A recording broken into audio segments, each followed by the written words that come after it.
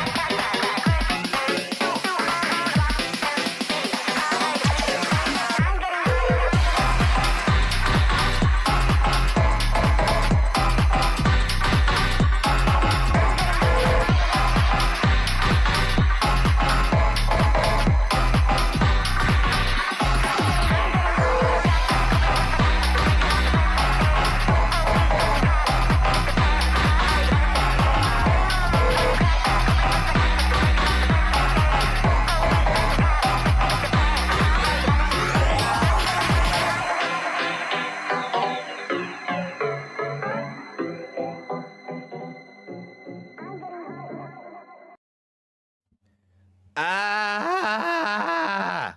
There you go. Hello, chat. How are you? Felt like giving a little bit of a scream. Fucking my connection is dropping again. I'm gonna fucking actually have a fucking crash out. Holy shit. I look. I look it up online, okay, and they say that my connection isn't supposed to be bad due to weather. I'm confusing correlation with causation. But I'm sorry, I think it is causation, not correlation. All right, I live in the middle of nowhere. Infrastructure is bad. I went. Okay. Okay, let me regain my composure. Chat, I am doing okay. I have a lingering cough. Okay. I have a lingering cough. But to be clear, it has been a really, really, really long 2 weeks with having like strep and then prior to that it was like um 2 weeks of also being sick before and having fucking pink eye and in these past 2 weeks I've had not one but now two deaths in the family. I have found that out in the last what did it be now, 72 hours, which was not amazing. I worked a 14-hour shift yesterday by myself for most of it. Um, and the circumstances of which were not very nice. Okay. You can have a crash out as a treat. Sad face emoji. That's the Feel thing. better. I can't. If I really wanted to have my genuine crash out, I'd be crying on camera. So no. Um so yeah, there was that. Some personal life stuff lately. And I am just not in a position to like sit down and feel bad about myself right now. So I'm talking about it now, and then after the pre-stream conversation is done, I'm gonna take this nugget and I'm gonna pack it away and I'm gonna lock in. Okay, so that's what I'm gonna do. Last. So this was what my main camera for years, about 6 years. This is my daily operator for main channel stuff, for shoots, for everything. It then became my main stream camera. This has been everywhere with me, and it died. 2 streams ago, it died, and I tried to fix it this morning, and she's gone. She's gone. She's only lasted about 6 years, so it's kind of short. This really should last longer. I think the heat killed it. I think the heat killed it. And so I'm upset about that quite a bit. I've been stacking a lot of losses lately, okay? On top of that, the fucking, we just came off the Fauci stuff, right? So I've been stacking losses. I don't know what I'm going to do with this. Will it get a proper burial? I don't know what I'm going to do with it. I don't know. The lens is still good, so the camera that I have set up right now also has an internal heating issue. Now, both of these cameras ran with external fans on their bodies, which kept them in temperatures to run forever. But I now realize that if a camera has heating issues, period, I cannot use it as a stream cam. So that's a new camera that I have hooked up that is being used for the stream cam. And when I say new, I mean like the last 3 years, right? So not like I'm buying cameras every year. But I'm going to have to replace it with something that can not explode, you know? So I'm going to have to find a different mirrorless, because I want to use a mirrorless for the setup. The everything about using a mirrorless is just better, especially for my kind of setup and what I like to do for everything else. But Yeah, that is it. To tell you what is on my, hold on, it's not labeled on the camera body what model it is, which is actually pretty good. So let me tell you. Maybe a high quality webcam. No, I have yet to see a webcam that meets what I look for, mainly because just the way that they process an image just looks ugly. It just does. This looks really nice. The color accuracy on my skin is actually very good.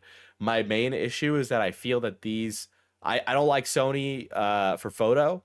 Sony's great for video, but the sharpness on Sony's tends to bother me. I know this is very like particular and whatever, but it's the reason I don't run a Sony as my stream camera is because I don't want my image to be so tack sharp. I like a little bit of halation with my image, and Fuji's color processing just gives much more of that rich, dreamy look that I prefer. So I'll tell you what I am running. Sony. Is it this? No, I'm confusing it with the camera that died. Sony. I just need to look it up. Yeah, I have a huge pet peeve about that with Sony cameras. They're really, really good for film performance. There's a reason people shoot with them all the time. But I do get annoyed with the sharpness. Okay, so I am using a Sony ZV-E1 as my webcam. So that's what I'm using as my webcam. So I need to pick up like a old A6000 probably, you know. Single stream thousands of Clip a dollars. Polaroid. A single stream uses thousands of dollars of instant film. Yeah, the ZVE camera series is amazing, but the thermal like dissipation of heat is really bad in their bodies. But I know I need something else in the future. But that is what I'm running right now. I'm really upset about this one dying. I'm going to maybe contact Fujifilm to see if I can get it serviced. It's real shit. It's real shit. Yeah, I got like bad news today. It was bad yesterday. I'm really struggling. I'm not even gonna lie. I was going to be covering some fucking Roblox drama today. But I really didn't want to talk about rape today. You could imagine why I wouldn't want to talk about rape. So I am gonna save that for the week. And just save it for the week. Okay. I don't know. Is that the pressure situation they're calling it? The pressure situation? There's some fucking Roblox drama with 20 somethings and there's rape involved.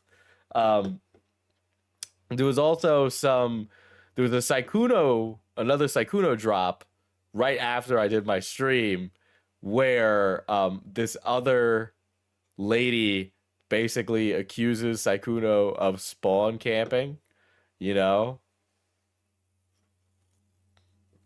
I do have the MAGA mixology book, Mally. Thank you. Yeah, so there was an accusation of spawn camping where he was like 28, she was 17, and then he went to her 18th birthday party or something like that. I only know broad strokes. I like read this in passing, and then I like just reconvened with KJ before stream to be like, is that what happened? And then he like skimmed it, and he was like, yeah, broad strokes. And so that was like the totality that I know of it. If Sykkuno spawn camped, not good. Not good. Do not approve. Absolutely not. But who knows whether or not that was the case. I haven't read the fucking document, just to be clear. I have bad internet connection right now because it's raining outside, and I refuse to believe that it's anything else other than the weather. Okay, so there's that as well. To add on to it, we're just gonna try and get through stream, assuming nothing crazy happens. We're taking this one real easy. I'm taking it real easy. You know, I do not want a sweet treat. My fat ass does not need a sweet treat. my fat ass needs to lock in. Okay, that's what I need. I need to lock in. I need to lock in and become even more attractive and more pretty and more amazing and more beautiful. Okay, I'm literally chat. The only time I get tattoos is when I'm like in that shit. I'm thinking of asking Kat to design my next tattoo so I could go get a fucking tattoo, because I want to get a tattoo. So at some point I'm gonna do that. But anyway, before we get on to the main topic this fine evening, don't you dare call yourself fat. I don't know, man. I've looked at myself. I've ran the numbers. You work tomorrow? No, I don't work until Tuesday. I work Tuesday. I will say, Kat, thank you for buying me the shirts. I wore them. I wore the shirts like literally Thursday and Friday, and then I wore the black one again yesterday. I was working a Ren Fair, chat. I was working a Ren Fair, but I was the only employee at my booth. So that's why I worked 14 hours, because the person I was supposed to run the booth with went to go have a mental health day, and so I was left alone, and then I couldn't pee for 8 hours. So that sucked. So yeah, I couldn't even see the fight. They had HEMA. They had HEMA artists there. They had fucking medieval martial artists. Guys, I've been talking about fucking learning the sword fight for fucking months on this stream, okay? And they were there, and I couldn't even go watch it.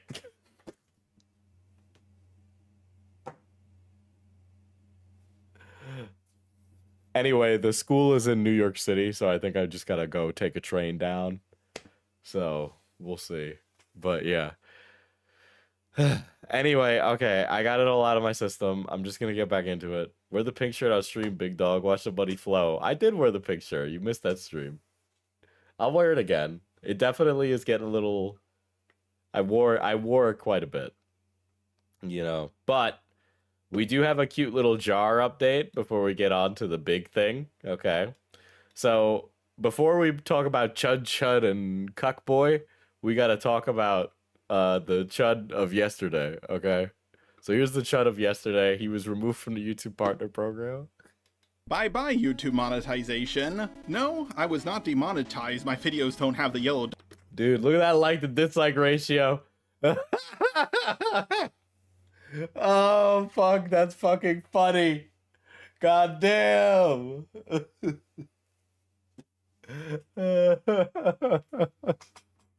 dollar signs on them. I've been completely kicked out of the YouTube Partner Program. Now, I'm not going to go homeless or anything. For my entire quote-unquote YouTube career, I've only done YouTube full-time for only 1 year. I have a full-time job that I love, and it gives me both medical and dental benefits. I wasn't making a whole lot through YouTube anyway, so it's not really that big of a deal. But why was I kicked out of the YouTube Partner Program? Was I not making enough money on this channel? Well, no, because my old channel is making even less money by far, and it's still part of the YouTube Partner Program. Instead... Wait a second, you're not supposed to have more than one... If you have an account that gets, like, removed from the that first of all, it's really, like, insane. Like, I don't even know how you get removed on purpose, or by accident, for that matter, right? So the thing is that you have, like, one AdSense account, so even though you have multiple channels, it all flows into one AdSense, and YouTube pays you out from one thing, right? So you only get one paycheck. You don't get 40 different paychecks for having 40 different channels. You know what I mean? Again, so many hugs. Also, Sony A6000. I second that for my webcam. Yeah, they're good. I definitely need to get one as long as there's no heat issues. I was kicked out for making inauthentic content. Remember when he said he didn't think he'd be able to have a job because he was too autistic? Yeah. Yeah, that's another, like, odd one. Yeah, what the fuck? Jar is back. I am so happy. Jar, no, we're not happy about you being back, okay? content that appears mass-produced without adding significant educational. I might not disagree with this policy thing that YouTube claimed. or other value. If of all the things to be accused of, Jar, this might be the most truest of them all. No, that doesn't add up. I put tons and tons of editing into my videos. Look, the amount of cuts in a video does not authenticity make, you know what I mean? Like is your, like, if you just produce a video that is the opinions of everybody else that you get to late in the game, and it is a basically a repeat beating of a dead horse. He was gloating under Fauci's response video. You know what they say, brother? Reap what you sow, you know? A reaction channel, a live streamer, or anything of the sort. Sure, I play clips from other YouTubers here and there, but it's only for a few seconds. These rules do not apply to my video on the history of internet blood sports, Cruel World Happy Mind, or Internet Anarchist. Sure, in my shorts I do 100% use audio from other YouTubers. Yeah, well, yes. It could be because of your shorts, too. That's another thing, right? Because we've gone over the Jar shorts, chat, all right? And the Jar shorts are just other bits, but, like, his robot character is there, you know? However, a lot of people who make shorts do this, and I completely... Yeah, and that's not good either. Jax Films has been soyly complaining about that for the last 3-4 years. change the visuals. Sure, a lot of the art may be AI, but the Imagine fucking up so bad that Jar and Rose Malay get to dunk on you. Yeah. Yeah, annoying. Annoying to let awful people win because you can't fucking keep your dick in your pants.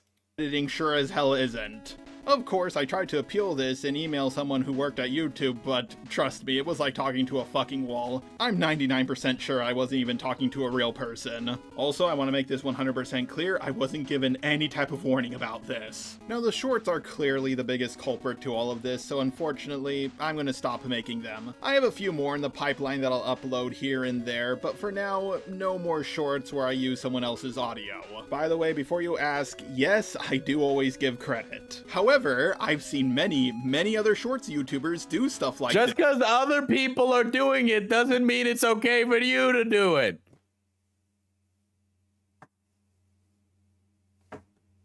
We gotta have some fucking decorum here, okay? We live in a society, you fuck. We're not fucking uncivilized fucking jungle animals.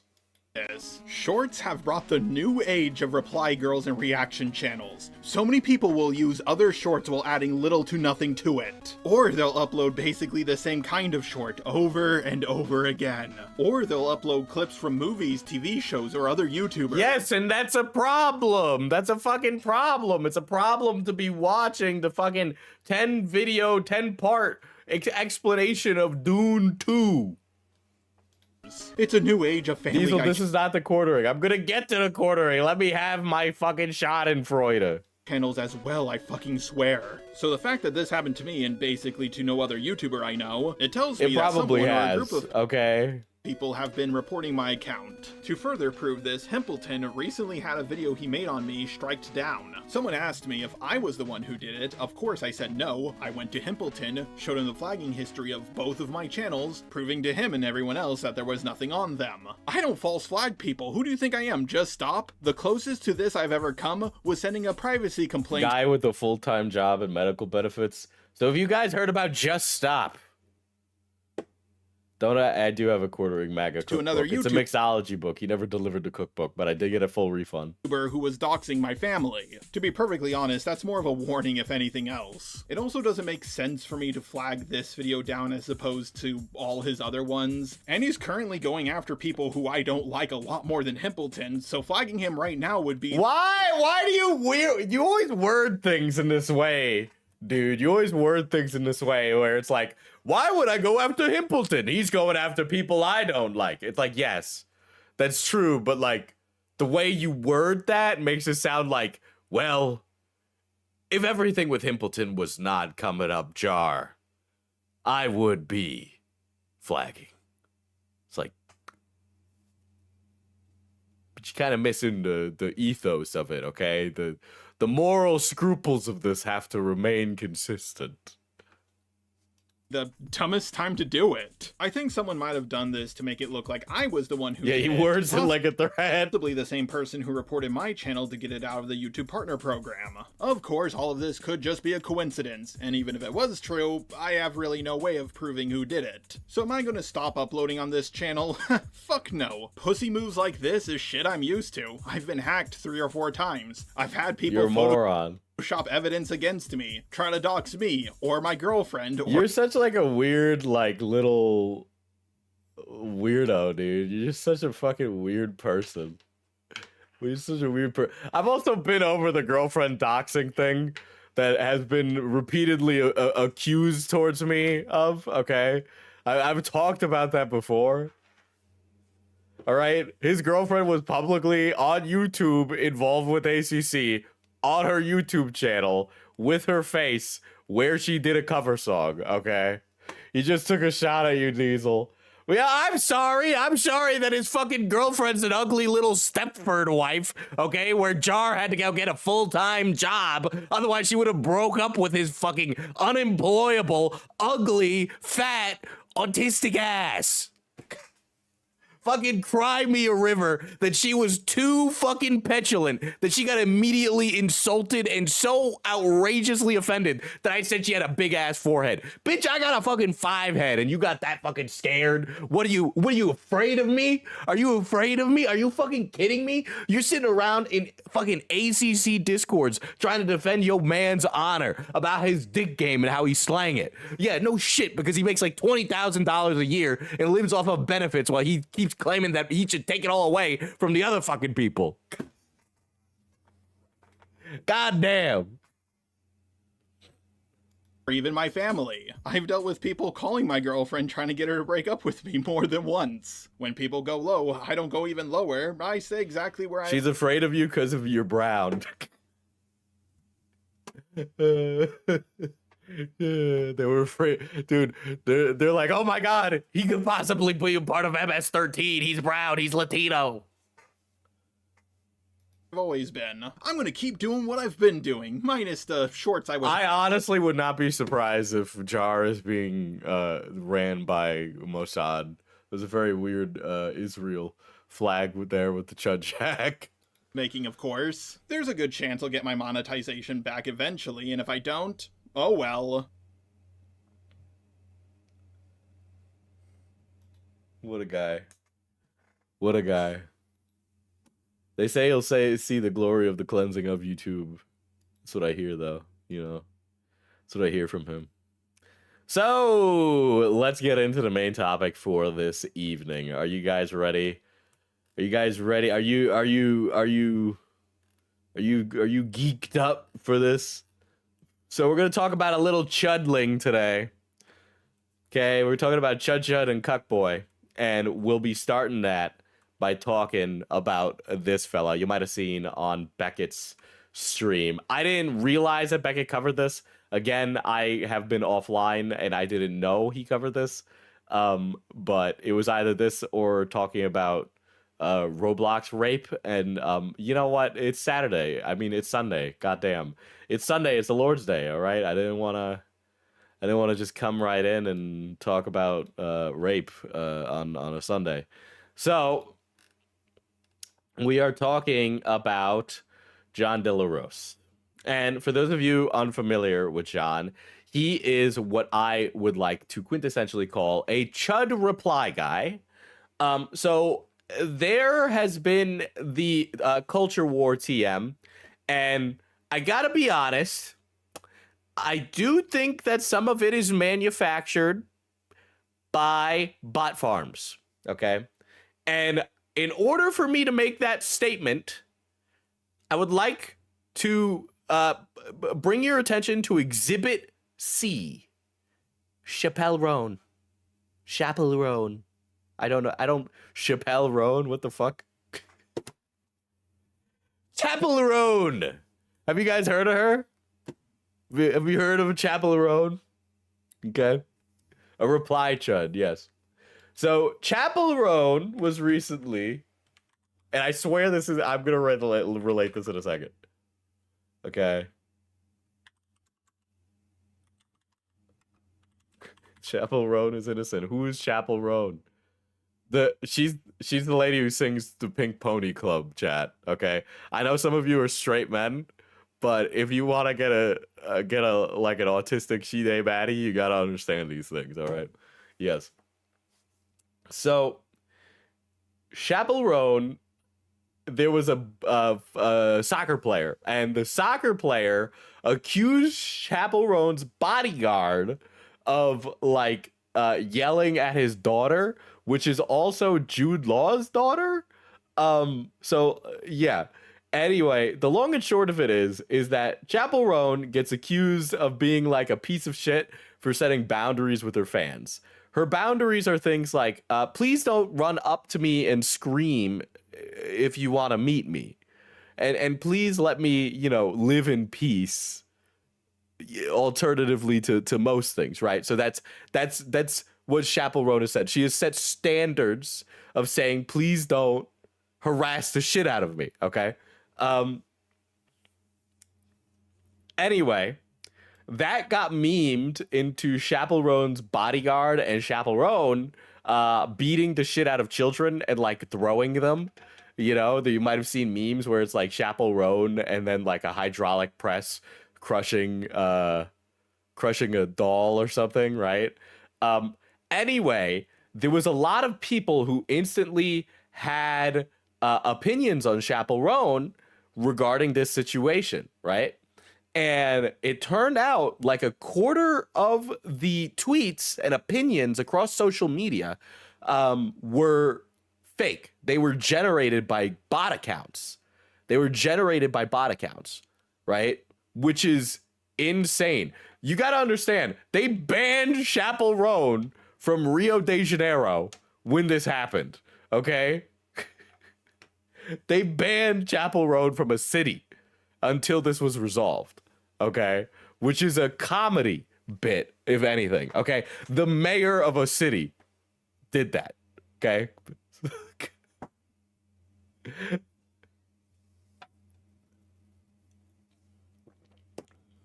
Yeah, they said don't come to Brazil. Yeah, he threatened her. Yeah. So that happened, and all of these people had all these really strong opinions on Chappell Roan. And then it turned out, actually, oops, it wasn't Chappell Roan. It was somebody else. And that was the soccer player, right? So apparently a soccer player just got it wrong, right? He was just fucking stupid. And then didn't even apologize. He was just like, it's all settled. Chappell Roan contacted us and apologized. Which was crazy. But yes, 25% of those were fucking fake. All right?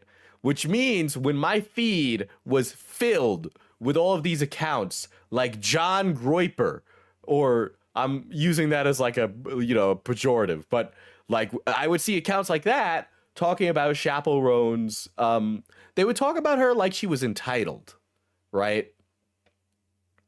They would talk about her like she was entitled and that she should like expect to be harassed in public and things like that. And that was interesting coming from those accounts. And I thought it was weird. And I just was like, whatever. This is the meme of the week. The meme of the week is Chappell Roan likes to throw children and is also maybe like a piece of shit, right? But that was it. And I just kind of like shrugged it off. But apparently a lot of that may have been manufactured consent, actually. So that's really fucking bad. To put this into the perspective of everything else, I am of the opinion that many websites, Twitter especially, are actually inundated with these kind of accounts, and that much of the discussion is manufactured by people who have monetary stake or want to drive division for some particular political means. Okay. Right. And I think this goes both ways, right? Because there's like she was asking for it thing with that, right? Where it's like those kind of guys are doing that. But I've also seen a new one this week, Cursed Twink. Have you seen the one where Gwyneth Paltrow is talking about which of her exes is better at sex, and she's talking about different celebrity exes and then talking about the kind of sex that they had, right, on a podcast. And the general discussion with it has gone from this is kind of creepy that Gwyneth Paltrow is doing this, that's not appropriate, to saying to being more about like a gender war thing where it's like, what if the shoe was on the other foot and it was a man talking about his female Susie exes? Sphere Hunter gets on Twitter for just being involved with Capcom games. Yeah. That's another one that happened recently, right? But the Gwyneth Paltrow one is like, which, by the way, Gwyneth Paltrow, I don't think it's appropriate, by the way, to talk negatively or talk about your exes. I don't really do that. I've never done that with any of my relationships. I'm never going to start doing that. I just don't. Like, I've obviously joked about the experiences I've had on this stream for the sake of comedic relief, but genuinely all of the people I've ever dated in my life, or any of the people that I've dated that have ever appeared on my channel at any point in time, have always been wonderful, respectful people, and I would never speak ill of them at writ large. None of it is like a, against their content of character or anything like that. So I would say it should go both ways. We probably should be talking about our exes on like podcasts about who's better at sex, but it kind of like turned into a thing where it's like Gwyneth Paltrow said this. People were like, that's kind of weird, Gwyneth Paltrow. And then other people were being like, interesting how women are able to do this. This is why we should hate women, right, guys? Right? This is why we should hate women. And I'm like, I feel like the conversation's being co-opted. That's what I feel like it's being co-opted. I don't know. That's just my theory. My social sciences theory. Okay? If you break up with your partner and then you gossip about them, doesn't that say more about you, no matter if you're a celebrity or not? Yeah, that's the opinion I'm of. My kind of thought process is if I wouldn't want it done to me from an ex, why should I do it? It just I just wouldn't, But yeah, so there was that. But what I'm saying is that I think a lot of this like stuff that gets like talked about from the culture war people. Now, I don't know if the culture war guys are all getting paid. Clearly, some of them are getting paid. Some of them get paid via just their tweets going viral. And then some of them are actually getting like dark money from like fucking shell corporations of foreign governments, which is a thing that we've seen, right? But I think a lot of these guys are just like useful idiots and do it for free, which honestly, big fuck up. You're doing it for free. But there are many guys like this, and I think a lot of them do end up doing it for free because a lot of the conversation is pre-made for them. Women, am I right, guys? I just So true. cast a blessing upon you. I just blessed you with 1 year of... Cough, Israel, cough. Maybe not just them, but yeah. Look, man, I'm just saying, it's kind of weird that Larry Ellison bought TikTok, one of the most important media pieces of the 21st century. Like Chappel because she said she was poor as a kid, and that was a lie. Her mom and grandpa had a lot of money. Yeah, I mean, that's a fine reason not to like her. I just don't, the music's not for me, but, I'm also not a Swiftie either, so there's that, But yeah, like every country is doing this stuff, okay? It's just what it is. Who knows who really wants us to talk about Pragmata's voice actor who did trans woman porn. I don't know who's behind that. Maybe it's for the love of the game, or maybe it was like pre-made by like a think tank or something. Okay.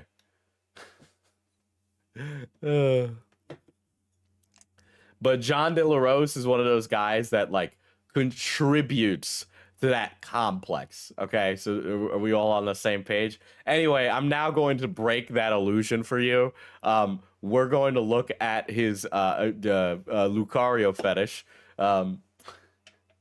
With such a precious flower, how could he not accept Lucario into his back hole? You have a Lucario fetish. Gross. It's 2025. He probably forgot that he had it. So he's adding a bunch of people. Want to get in on this hot Lucario and pony ass? Hashtag alt furry.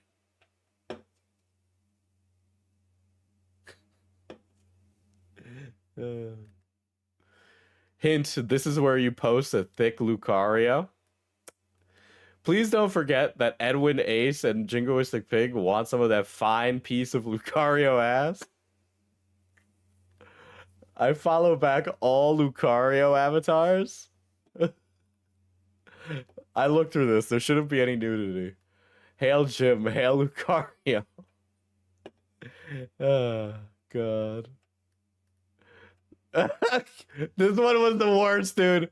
Dude, the Eevee in the bikini, dude. Holy shit, he's posting the Eevee in the bikini.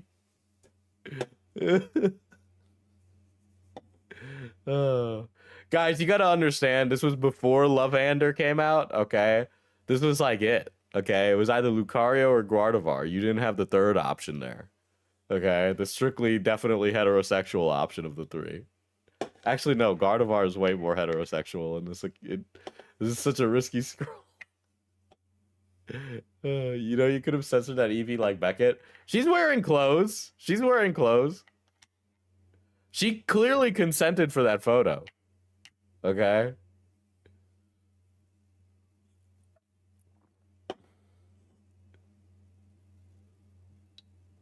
Censor the Pokemon. That Pokemon is wearing human clothes, first of all. Second of all, it walks on its hind legs. That's just a furry.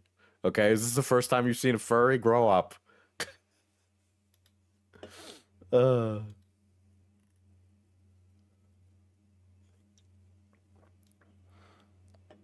put Eevee in a micro bikini. Grok, what if the Eevee was oiled up and had G cup milkers? Oh my god.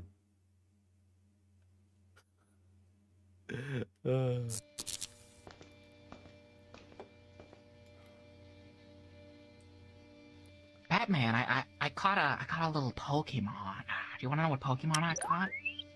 What Pokemon did you catch, Joker? What if the Eevee had hot glue running down her face? I caught a little punny, Batman. I caught a little punny. Oh no, Joker. Don't tell me.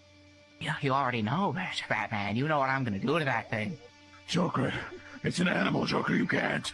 Batman, there's no laws against the Pokemon, Batman. I can do whatever I want with it. No, Joker. No, don't do it. I'm gonna do it, Bat.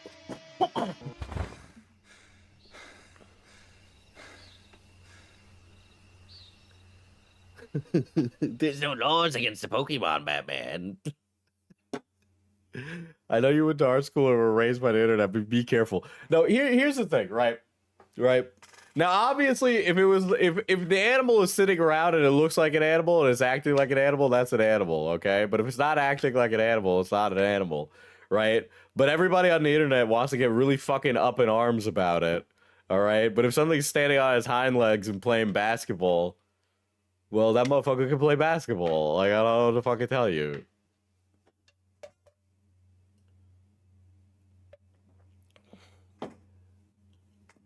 This is like if people got like mad at Pomni and Jax having sex in Rule 34 art, you know? The real question is like, can Kinger consent, you know?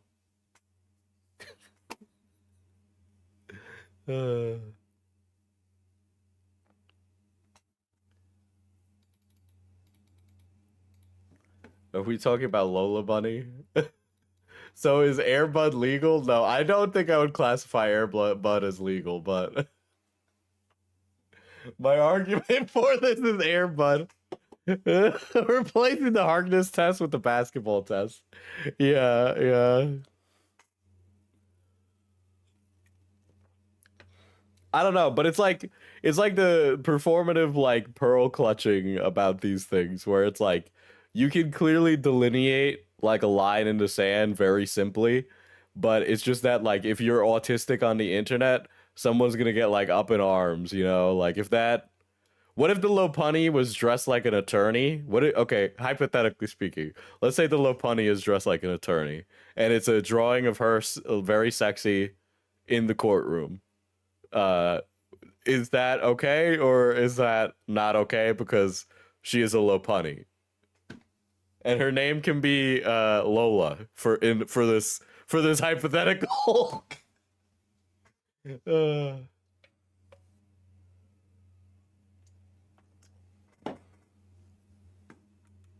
Does Angela Woman count as a furry because she digivolved from a cat? That's a really great question, actually.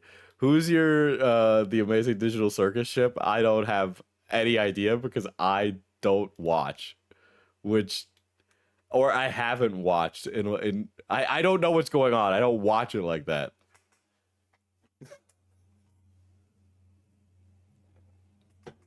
Bro, you're getting into Dogwarts territory? No. First of all, Dogwarts is a trick question to try and get stupid people to be like, I would have sex with the dog. That's what Dogwarts is. That's not the same thing. Right? There's a line in the sand, but people like playing on the beach. Did the Lopunny pick the outfit herself? Oh shit. I haven't watched The Amazing Digital Circus at all. Are we still talking about furries? I honestly need to go back and watch The Amazing Digital Circus front to back because I don't understand all of the chaos right now, but the things that people are saying to Goosework is crazy. Okay, it's crazy work that they're saying there. All right. Anyway, John, and the reason I'm talking about John today is because John has been stepping into the ring to defend the quartering, right? And really, the thing about him defending the quartering being funny is that he kind of puts a lot of stock, right, into, like, the quartering is necessary for us to win, you know, to win the midterms, which is funny. Because the quartering is not the needle pusher on the right, I would argue. He's not that guy. Reminder that Nintendo gave Mega Lopunny ripped leggings.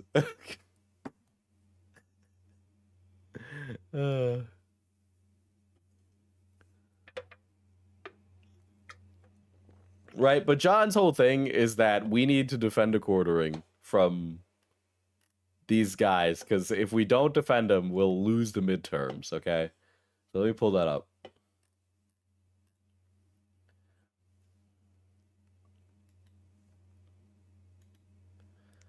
All right. Now, I would argue this is rage bait. Okay, I'd argue this is rage bait. In my personal opinion, people like John aren't really worth actually like caring about their opinion at all. IMO. But anyway, John says the following. This will be unpopular, but what they're doing to the quartering right now is a full cancel mob. That's, first of all, what they're doing to the quartering. Most of this stuff is quartering did of his own volition. Okay?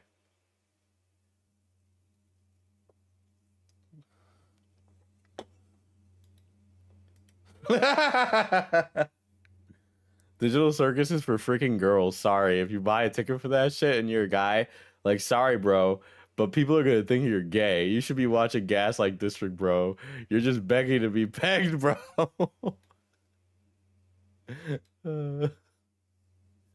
God. Yeah, I can't believe it hinges on this. All right. Let's see. It's a full-on cancel mob. It's all rumors, innuendo, and an active attempt to destroy him. Saving a piece on one matter is one. Saying a piece on one matter is one thing, but this is really ugly. And I see who's ringleading it. they do this type of stuff regularly. If anything, Jeremy Hambley needs prayers right now so he can get on track. We should want people to turn a new leaf in grace, not want them destroyed. Do you agree? Okay, first of all, guy in glass house here, okay? Here's the thing. If the quartering was a left-wing wokey, you would be banging the drums of war right now, okay? Let's call a spade here. Like your empathy is predicated on whether or not he has the same political beliefs as you. Now, if quartering, if I dare shed some empathy for him, let's say he really does not have a cuckold fucking marriage where he's having a polycule and fucking strangers, okay? Let's say that's the case. And let's say that's not the case.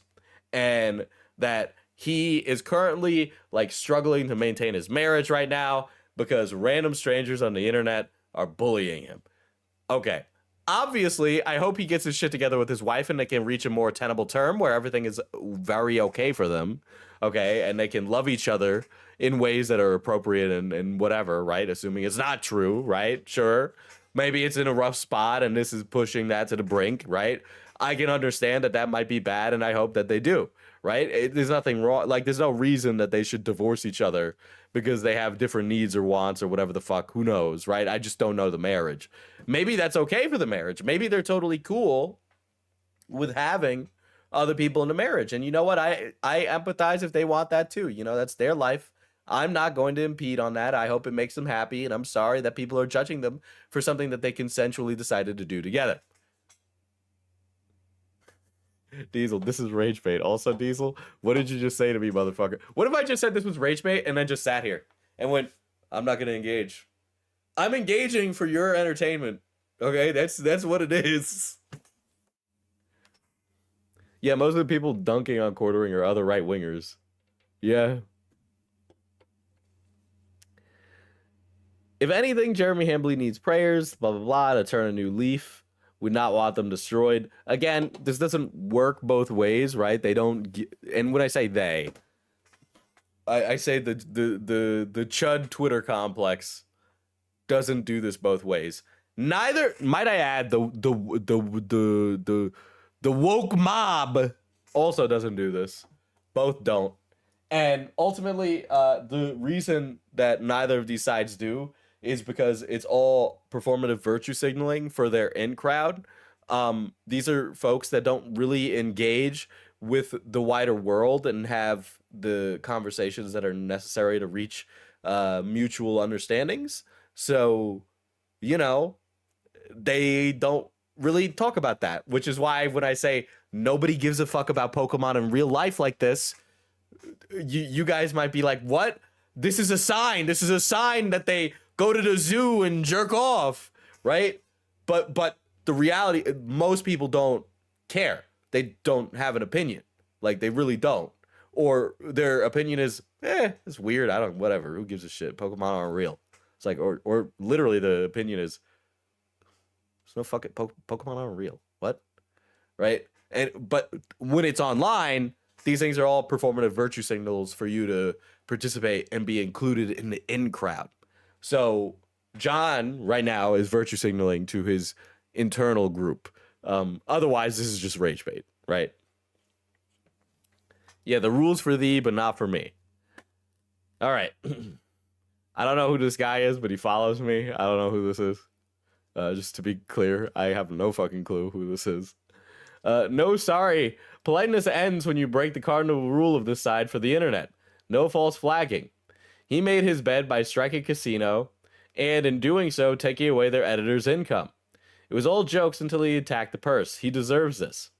What would it take for redemption in your eyes?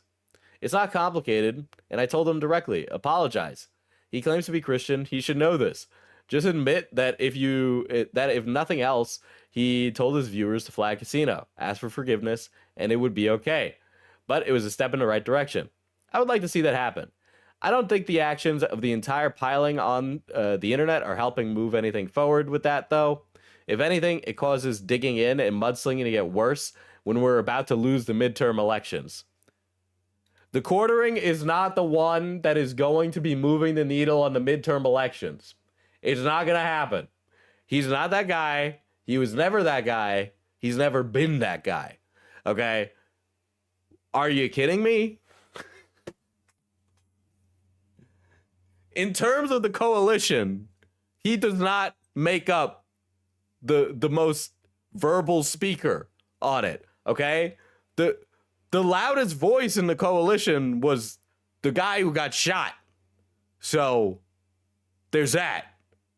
But it's not that guy. Aiden Paladin is a skeptic who crashed out like 8 years ago. They believe they're descended from Odin. Ugh. Okay.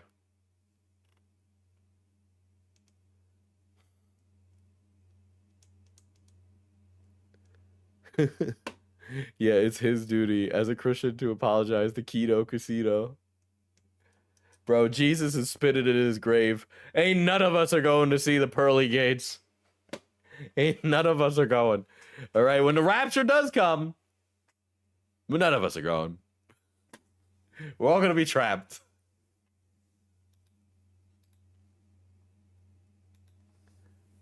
All right, so with that, Copen Seed, the Twitter account, aka Beckett, has gotten stuck in on this. And we'll go over their fight right now.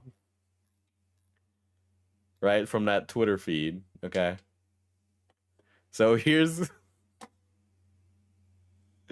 Dude, Jesus rose from the dead. He can't spin in his grave. Well, he can spin around on the clouds. Okay? Diesel, why are you lying? 90% of Republicans are waiting to see what happens to the quartering to see how they vote in the midterm elections. They could vote Democrat, Diesel. They voted for Camilla. Not even Democrats voted for her, okay? Guys, we have to save the quartering. Think of the midterms. If you're stealing talking points from Vosh, maybe it's time to give up. Which, by the way, if that is a talking point from Vosh, that is a hilariously bad one. But okay. Stay mad because you don't actually care about changing society for the better. I accomplish things. That's the difference between us. And also, why you're seething at me. It's the Wojak where he's like, I'm not mad, you're mad. And the Wojak is crying underneath the mask of smugness. Right? Like, that's literally what that is. Let me tell you, okay, John, I'm going to be very serious and explain why this is a stupid thing to say and why you sound like a stupid person when you say that. And I mean this with complete sincerity. I am not like hamming it up. How do you know that Copen Seed, aka Beckett, doesn't do anything positive for society? I know what Beckett does for a living. Beckett has like a larger impact on most things than I had even expected, right? With giving 0 things away, I would say that is like actually literally not true. But even outside of that, Copen Seed has done really amazing work in terms of like information news gathering stuff, stuff that has changed the internet landscape and brought things to a very cohesive conclusion. There is something to be said about that. That is not to, and by the way, none of this is to downplay any of your possible additions to society that we will get to. You know, but just, you know, if you don't know, it seems ignorant to assume. Is that not a reasonable statement? If I were to say something without knowing, it would be an ignorant shot call from me, right? Now, I don't know where the seething part comes from. That is probably the funniest, because I would argue that this is very clearly somebody making fun of you in this tweet. It is not seething. I would argue you're seething based on your response. However, maybe it's a matter of perspective. You know, I'm sure we could get into the semiotics of it here, but I just you know, we don't need to really look at all the signs to make a call like that, I think. Yeah, if you just assume everyone you don't like is dumb and useless as you are, you win every argument in your head. If you look, you just gotta not take anything seriously. I mean, that's really it. I'm very clearly taking 0% of this seriously at all. I find John to be kind of like boring outside of this, but for the sake of comedic license, sure, absolutely, I'll talk about this. But beyond that, you know, do you think I go to bed at night and think about John De La Rose? Okay. What is that, John De La Rose? John of Rice? Is that your name? John of Rice? It's crazy. Kind of Latino, if you ask me. Not okay. Like a Roadrunner cartoon with less silliness and more scientific horror. You know, every time I cover drama involving leftists, they say the same shit almost word for word. Imagine coming to cry to a drama channel about how important you are in the culture war. Ha ha ha. Yes, it's just drama and gossip because you act like a woman. That's the problem in a nutshell. So, yeah, you just seem like a massively felted loser right now, right? So, like, when we say drama, we're just talking about things that people talk about on the internet. Really, if you want to be pedantic about it. And you argue with strangers all the time. If we were to quantify it, I would argue that you engage in womanly behavior on a daily basis, actually. Very regularly. On top of that, you're a writer. And in my opinion, writing is kind of feminine. You're writing words for books, for people to read? Have you seen a bookstore? Kinda gay.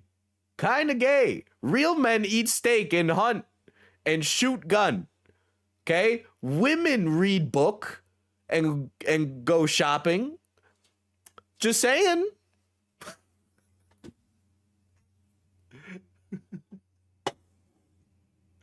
Oh shit. First, and you critique pop culture. Pop culture, women engage in pop culture. Pop culture is kind of for women. You should be working. Okay? Women be watching TV. Men should be working. It really, if we want to get back to traditional values, okay? It's like why the commercials on the TV back in the 1950s were all like, you can clean a home with fucking asbestos more easily. He wants to fuck Lucarios. His argument is invalid.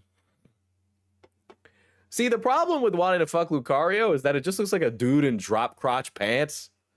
Which, like, you could just go to any San Diego gay bar and find a guy wearing that, so I don't really know why he needs them to have, like, a muzzle. I'm sure they would wear it. They make them. They make those. He could just get a guy with drop crotch pants to wear those, and he'd be cool, you know? Lucario's the gay choice of Pokemon to fuck. Yeah, I mean, if we're being really... Like, let's get into the brass taxes here. Like the platonically, Lucario is a man, right? Men eat hot chip and play on phone. Men eat hot chip. Men eat hot chip and fucking bet on Kalshi. Okay, that's what they do. They bet on fucking FanDuel and then spend their entire paycheck on an OnlyFans model. But like, yeah, if you have a lineup. Gun to your head, chat. Gun to your head.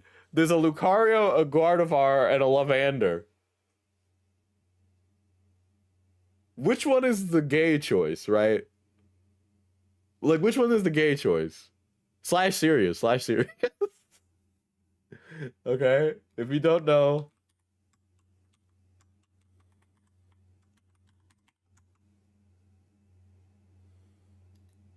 I know Lavander is a Pal World character, okay, but I get them confused with, like, Pokemon because they look almost way too similar to just a real Pokemon.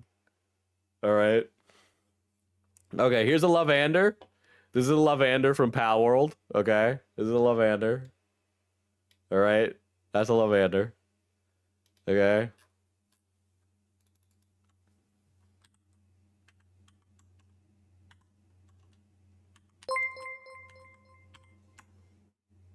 Gardevoir is feeling so lucky to have not been the one picked. Unironically, dude. I can't spell Gardevoir, but you know it's a fake animal anyway.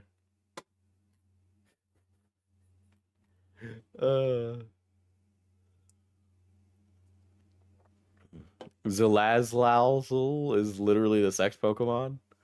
Okay, and this is Gardevoir. All right. Now we've seen these two.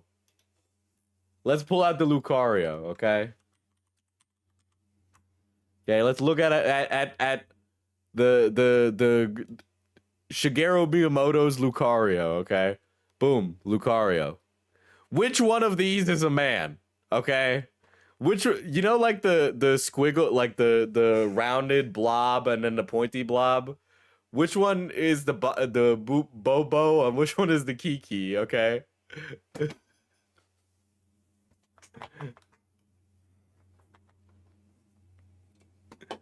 Like if I'm saying anything,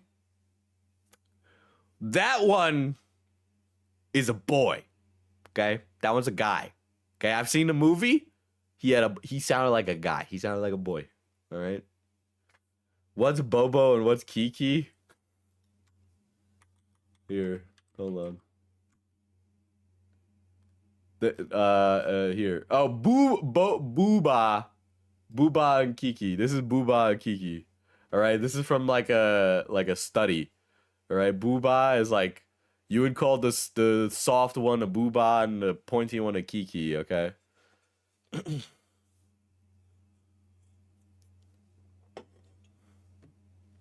There, so that's what that is. All right.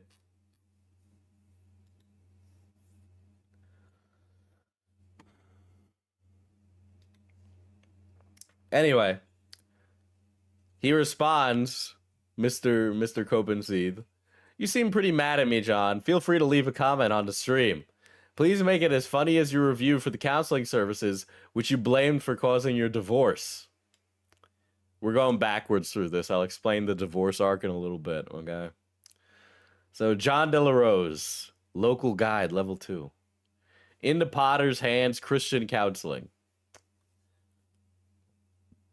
I've never heard of a Christian counseling that advocated for less communication between spouses. This group actively pushed my wife from being distant to actively seeking divorce. She's been encouraged to find herself, even though we have kids.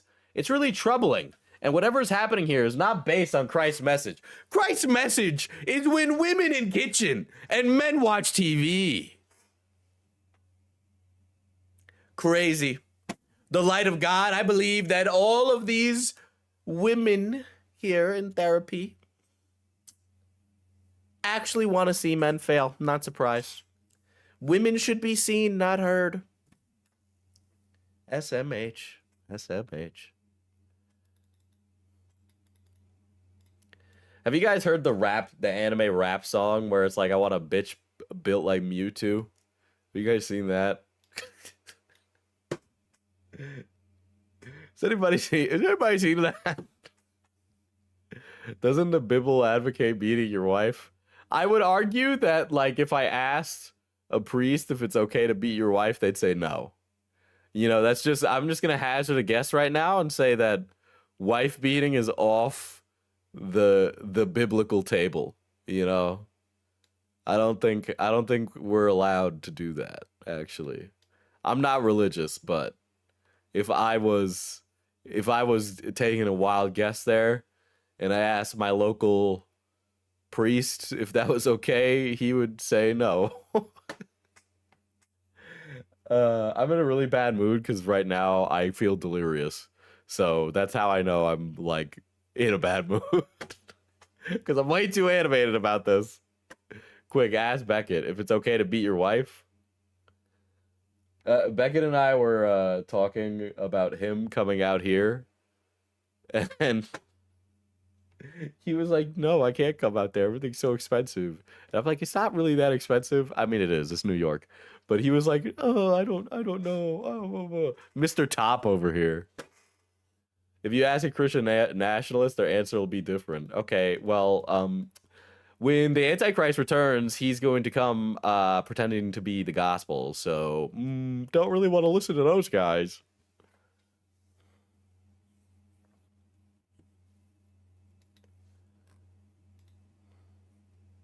So, that was that. And then it gets a little funnier. Okay. So Beckett starts posting, okay? He gets to posting. So everyone keeps posting that John De La Rose is a wife beater or whatever. I don't like to run with gossip without at least some further context. That said, this appears tied to his divorce. The records are apparently sealed, but this seems far from fake news. Here's a comment. All right. Declaration regarding notice of service and request for temporary emergency. So this is for a temporary, like, restraining order, basically, right? And it's over a DV, a domestic violence hearing. Hearing under request for domestic violence restraining order. Comment, stipulation, order regarding a restraining order after hearing and to vacate on blah, blah, blah, blah, blah. So this is regarding none other than Johnny Boy. All right. Yeah, so one of the things that comes up whenever John has a comment on drama is that he's a quote-unquote wife beater. The specifics on it seem kind of like up in the air, but yeah, there seems to have been a DV-related incident that then led to his subsequent divorce from his wife. Yeah, so there's that. So John, anytime that he's given a comment online, has basically literally had this DV charge thrown back at him every single time. Anytime I have seen John, it has not been his post. It has been his post quoted with a DV report above the post.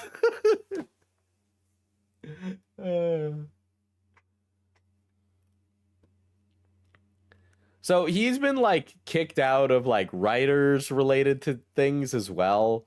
Lots of writers related things. There is old blogs regarding all of this, right? Because he would hang out with writers, right? If you're a writer, you go to like writing clubs and all of that, right?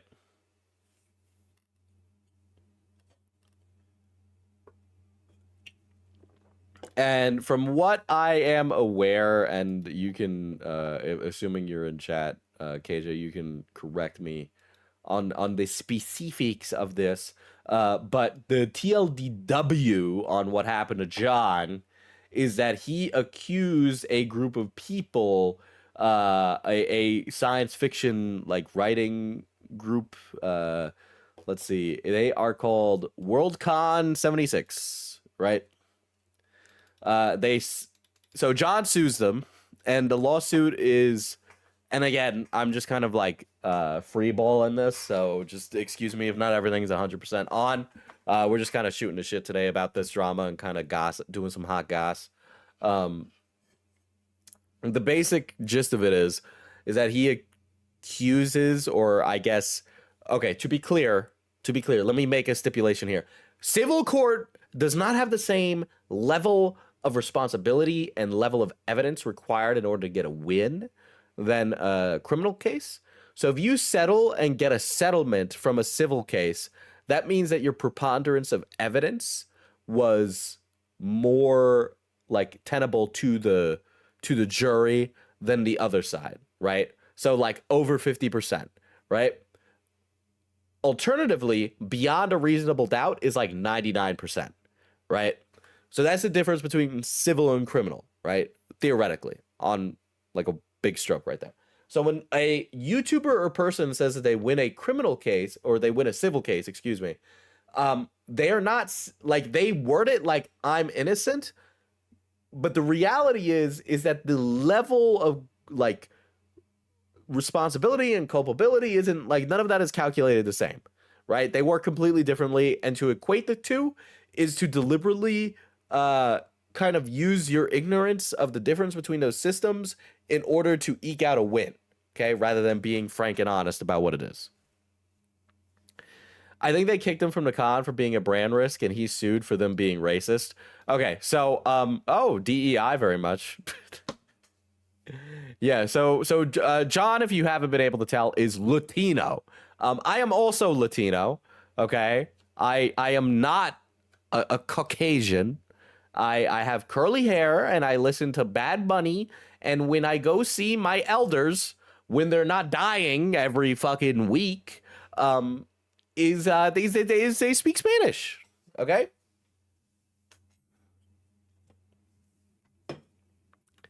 But I would argue that John is a white passing Latino, okay, if I'm being honest, okay? So is this all a long con for the Quartering to prove he has a male friend content creator that beats women? Also, he can beat the allegations of the bull putting his wife in the cuck chair. Okay, to be honest, I think John did this for free, okay? I think John did this for free. I don't think this is like a look. These guys have bad bedfellows, if we're being honest, okay? I thought you were Russian, Diesel. What the fuck? When did you perm your hair and dye it brown? I think I'm really going through it because I also, before I went live on stream, I'm like, I should get a dyed streak in my hair. Which it was like, what are you saying, Diesel? Have you lost your fucking mind? Hello there, white race savior. You're quite brown. Yeah, but, you know, in order to beat the bull allegations, the guy with the DV allegations has entered the conflict, yes. That is basically the gist of it, right? Oh, so John is in the cuck chair watching Quartering into Bull, yes. Go bald? No. I know my hairline is receding, but it's not that bad. All right, I'll make that call much later on in life. Thinking that now Diesel in a dyed streak is just weird. What should it all of it be dyed? Should I just dye the whole thing? I don't know. Trying to get the skunk hair dye special? Okay, fuck you. All right, you convinced me not to do it. That was a good one. Fuck you. That was a good one. Fuck you. Fuck you. Since Twitter stopped giving out payouts, everything he does for the love of the game.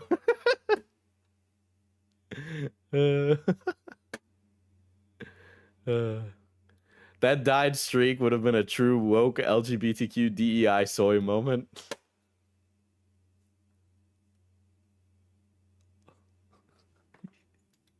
Sure. Anyway, he sues them. Okay. For that. And then here's the blog post. Get the creep show art red part. So I should do half my hair red? Why don't I just do my hair green and I say, I'm the Joker?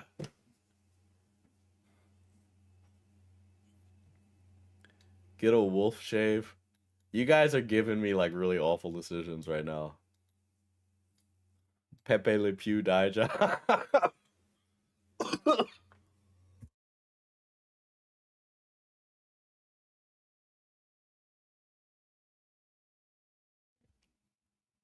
Just dye your beard?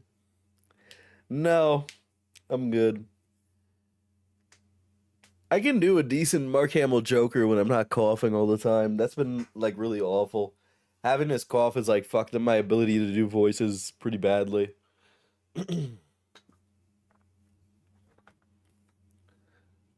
Anyway. Get the 2015 Markiplier cut. Oh my god. All right. Anyway. San Francisco Science Fiction Convention has reached a settlement with John De La Rose in a lawsuit he filed against them for having been banned in the 2018 convention for statements made in public announcement of that decision. To be clear, I think that John says many heinous things on his account, and I don't think I would personally want a business to associate with him as a guest. I would make that very clear and put it in like writing. I am starting to turn salt and pepper. You can't see from this distance, but I've got a lot of grays. So this lawsuit took like 3 years. It helped get him kicked out of more writers' rooms and circles. Not surprised. Under today's blah blah blah, the con will pay De La Rose $4,000 and is publishing the following statement on its website and Facebook page. The con acknowledges the importance of the reputation, especially for the relatively new author, and a regret that its public statement about the barring of his attendance might have led people unfamiliar with De La Rose and his work to infer that he is or was a racist.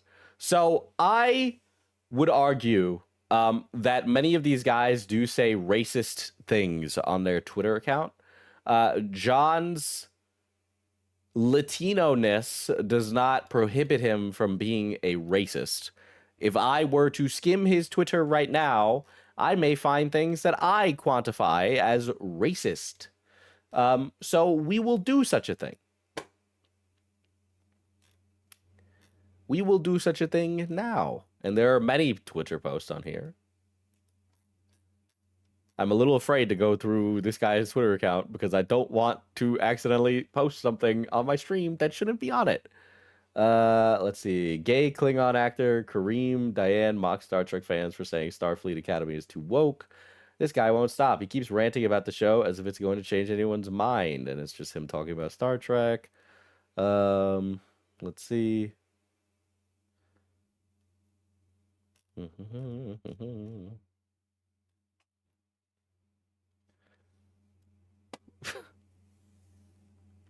I'm sorry.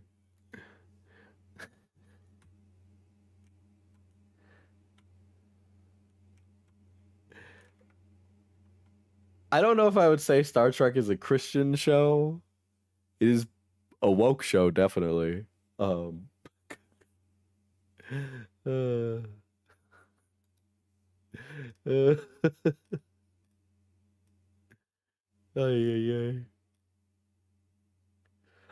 here we go. Here's one. All right, to be clear, I did not have to scroll far for this. But Ben Stiller posts the N, the letter N, and John replies, "What did Ben Stiller mean by this?" So one could argue that this is a dog whistle to talk about the N-word, because routinely people post the first letter of the N-word followed by people replying and responding underneath it with the rest of the N-word. So it's a thread where it ultimately spells the N-word. John is not being very coy about this, in my personal opinion, just because he is doing this thing where it's like, what did he mean by this? When what he meant by that is what we're all thinking, and what the first thing we exactly think is, it's the N-word, which is a bad word, and we don't say that. So it would not be hard to say, might be a little racially charged, might be a little racist. Dare it be a dog whistle? Who knows?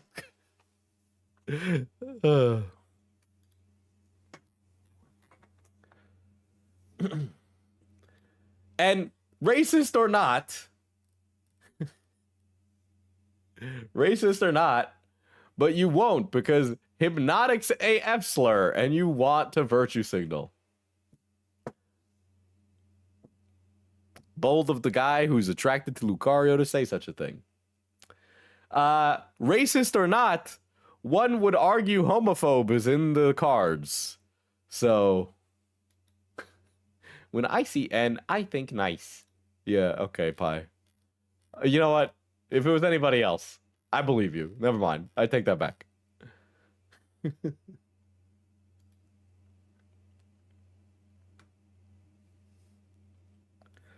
Oh, by the way, every time people talk about DEI, that's just them bitching about minorities. Okay, Latino bitches about minorities. Weirdly, many such cases. The X-Files reboot is happening on Hulu. Ryan Coogler's writing and directing the pilot with new DEI leads. Okay, Mulder may not exist in this version. Duchovny just called his status hypothetical. X-Files without Mulder and Scully isn't X-Files. Guys, I want this thing from when I was younger to be back exactly the same way because I have no way of engaging with newer things because I'm a fucking weirdo. It's a new paranormal FBI show wearing a famous brand name as a skin suit. Anyway, this is just bitching about a black person being in the show. Okay, that's really it. That's it. Just bitching about black people doing this. You know, Ryan Coogler, black director.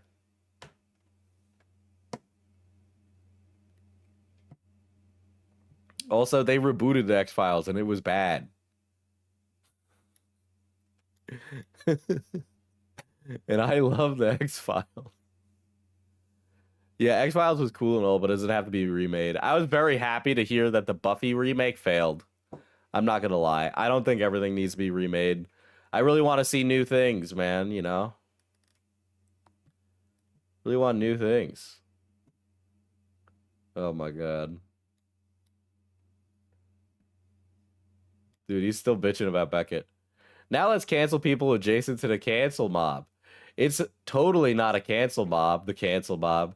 You see how all this works? These people are unashamed of being evil. The very same SJW nonsense they used to griff off of. It's sad. Bro, the wokies are just as bad, brother. Okay? The worst thing about leftists is that they can't, like, put aside their fucking moral righteousness in order to get a coalition to get things done. Okay? Ostensibly, I would argue that they're incapable of doing the work in order to have a coalition to win anything. And the establishment is made of a bunch of geriatric losers. Like... But, you know, it's all the woke mob!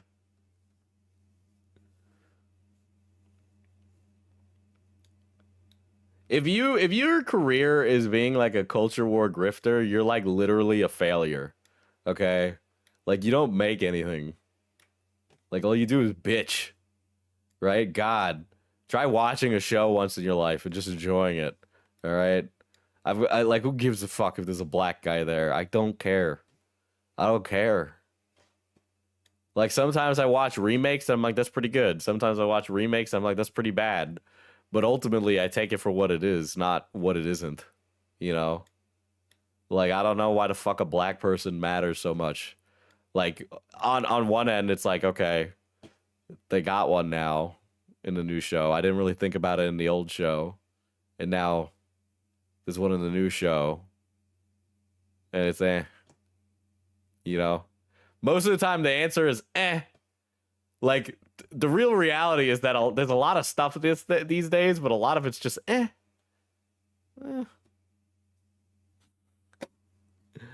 They tried remaking Heathers and it was a big failure. I can't even imagine. I'd never even heard there was a remake of Heathers.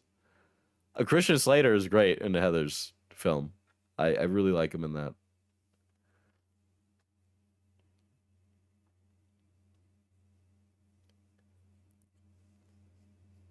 None of these people have hobbies that isn't consuming other people's stuff. Well, these guys all have hobbies, but they all want to feel like their hobbies are being invaded. When the reality is that they're really not, and you could still enjoy it for what it is. I don't constantly need new versions of something I enjoy. You know, I go back and I watch, like, the first few seasons of Game of Thrones all the time. Even though, like, the last few seasons were shit, I still enjoy my time rewatching it. I've never really needed more Game of Thrones after finishing Game of Thrones, and Hot D is kind of ass because it kind of is like meandering and not doing what is needed. And then A Night of the Seven Kingdoms is great and really good, but I wasn't like clamoring for another, like, a Song of Ice and Fire TV show. I felt like I had enough.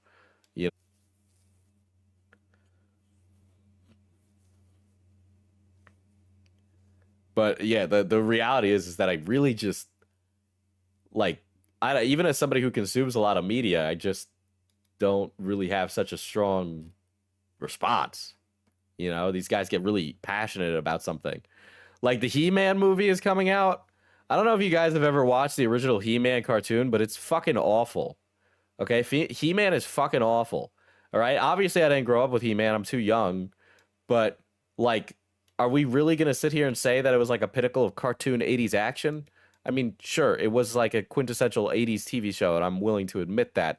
But to say that the show was like fucking well animated is a joke, okay? Like, He-Man is bad. He-Man is bad. It is corny. It is weird, okay?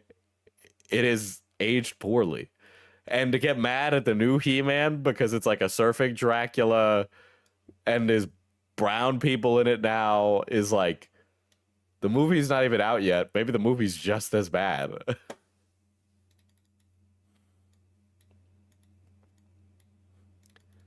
Transformers too. The like first 2 seasons of like the original Transformers is like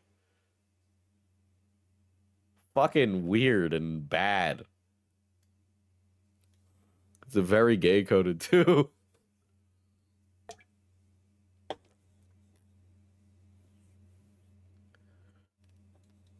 Jared Leto as Skeletor. G.I. Joe as well. That's another one. Okay, but it was better than He-Man and G.I. Joe. I'm willing to admit that. The toys are cooler. Like, if you put 3 action figures in front of me and one was He-Man, one was G.I. Joe, and one was Transformers, I'd choose the Transformer every time. You know? Yeah, they were all just a vehicle to sell toys. And now they're a vehicle to sell nostalgia to people in their 40s. You know? I like Thundercats more. That's another one. I saw somebody be like, Thundercats had amazing fight choreography. The 80s Thundercats had great fight choreography? Were we watching the same show? What are you talking about?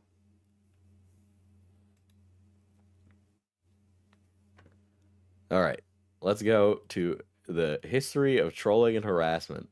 So this is like an old call-out post, okay? How else do you think they reacted to the She-Ra series being about lesbians and toxic situationship?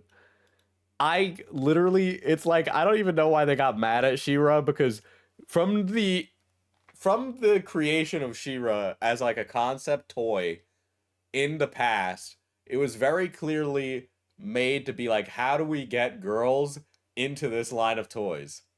She-Ra. Okay? Like, it was very clearly, this is the show for girls, right? Like, that'd be like if they made a Totally Spies remake, and I got mad that it wasn't catering to me, okay? Like, that's what that kind of reaction was like.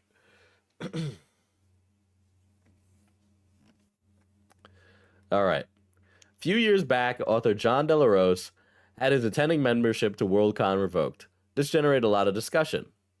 He made it clear, Worldcon stated that JDA was banned because he made it clear that he fully intends to break our code of conduct.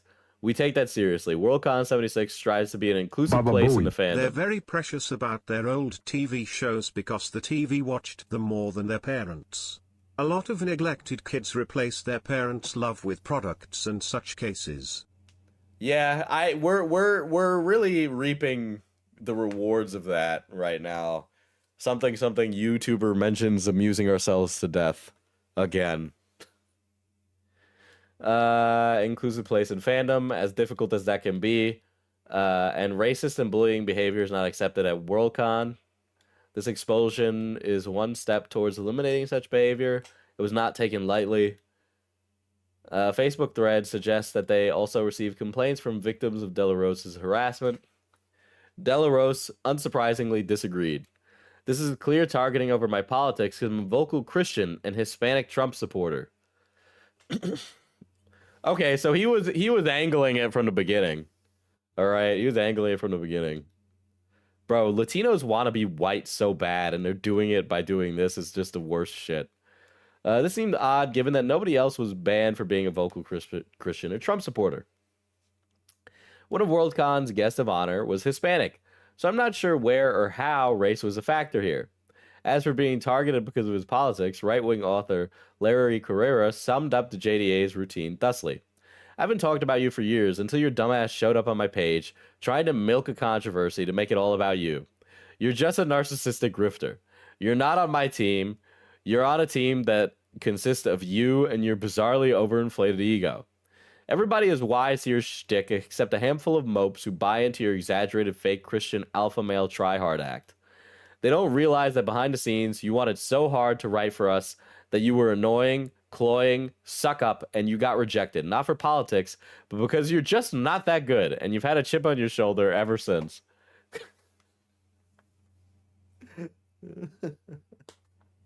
God damn, that's a brutal and wonderfully written response to give. Holy shit. Oh, shit. Yeah, I think really the thing with, like, these guys is just that they're so fucking try hard to be alpha or be recognized, you know? It's like when some guy that I end up beefing with on this stream is, like, trying to pocket watch me as if I give a single flying fuck. You know, it's like, okay, Brokies be the one pocket watching, on God. Like, I don't... You think I'd be thinking about that? Like, brother. Delarose once told me on Facebook that he doesn't escalate feuds. That's baloney, because looking at how he's responded to drama coverage now is quite felted, okay? He claims he's just a victim of blackballing, harassment, threats, and so on. I'm not saying nobody has ever given Delarose shit online. He alleges that people once doxed his children and sent a glitter bomb to his house. I have no problem condemning both incidents, whoever was responsible. Of course, the alleged doxing was actually an individual referencing a fact about Delarose's child that Delarose himself had shared on Periscope in earlier tweets. I blacked out that fact in the screenshot. I would appreciate it not being brought up in the comments. Delarose also shared this information in a public interview. A troll on my blog just looked up and posted a bunch of info on my blank son. I deleted. Stop now or I'll report you to the police. Guys, I am going to the internet police. Never brought your son or his age up. You spoke about blank in a Periscope video. I mean, go ahead and file that report, though. I have your name now. It's going to the police. Stop. Ooh. Oh, God. Taking it too seriously, brother. It's crazy how much a third space will ground you with your community. You know? Maybe you should actually do some service with your church. You know, it's nothing better than giving food out to the homeless on a weekend. You know? Fuck, even a weekday. They need food every day. They're struggling. Nothing better than giving alms. Or experiencing the joy of kindness with your fellow man. It's crazy. Yeah, I've backtraced it, and I know who it's coming from. Rather than debate any particular incident, I want to focus on the long, well-documented pattern of JDA's harassment and trolling. This is a sampling, not a comprehensive history. The goal is not to trash Delarose, but to document his behavior. All right, things can be two things. Okay, let's call a spade a spade. Let me make some space.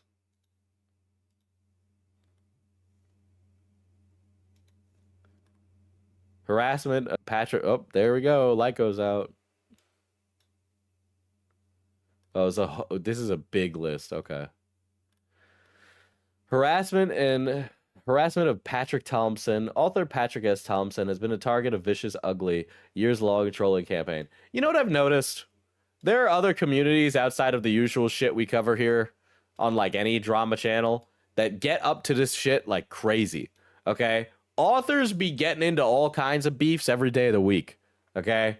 You don't understand the kind of lengths that 5 Reader Andy guys get up to, okay? You talk about commentary beef, just wait until you see the great grand... Wait, no, Lovecraft didn't have any children, so he was an incel, but, you know, great grand cousin of fucking Lovecraft. Thompson wrote about this back in 2018. As of January 2022, John Delarose has gotten involved, joining a message board devoted to trolling and harassing Thompson. This is the same group that was posting nasty comments on my wife's obituary a while back. While there, JDA has continued his nastiness towards Cat Rambo. Another comment takes a jab at Paul Weimer, John Scalise, and myself. He gave a special shout out for my GOH gig at Confusion. Others were on board with trolling because Thompson was a guest there. JDA had a friend taking pictures of Thompson at the con, which JDA then posted to the message board. JDA also took his YouTube channel post about Patrick, which begins, Patrick F. Thompson is one of the biggest lolcows on the... You should see the yarn drama, Diesel. You guys keep saying, okay? What is... So he's on an account. Those were from 7 p.m. I just got them. John, were those real-time pictures? Like, right now, Pat is sitting in an empty hotel bar at 10 p.m., writing his notes for tomorrow's panels?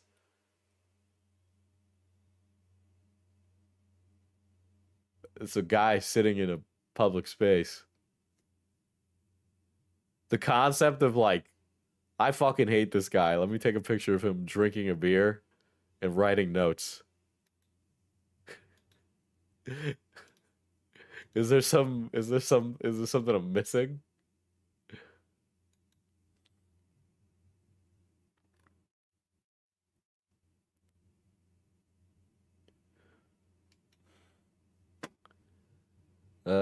Jim C is the worst piece of shit than Patrick. He's truly an evil individual. Look into him. Is this the Jim C. Hines guy? Because the Rascals were already had some fun with his wife's obituary page. The trolls who've been harassing Stealthy Geek and Prince Justin found a new way to be horrible. They've begun leaving nasty comments on my wife's obituary.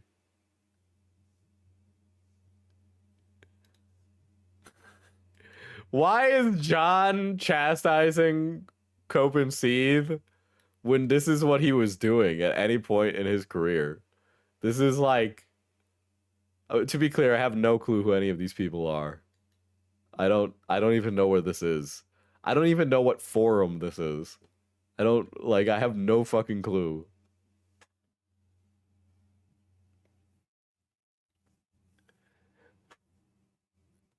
Cat Rambo smokes mad weed. You think she'd be chill, but she's just a crotchety old lady. John says, women who don't have children know their lives are failures and always end up like this after 40. Also, she only sold 12 copies of her Tablet book while being president of SFWA. 12, lol. Not to be that guy, but none of these are Pulitzer Prize, New York Times best-selling authors here, right? Like, this is quite literally the glass houses, okay? I've never seen such glass houses. On top of that, that's some crazy work to be saying that about women, especially post-divorce arc from John, not gonna lie.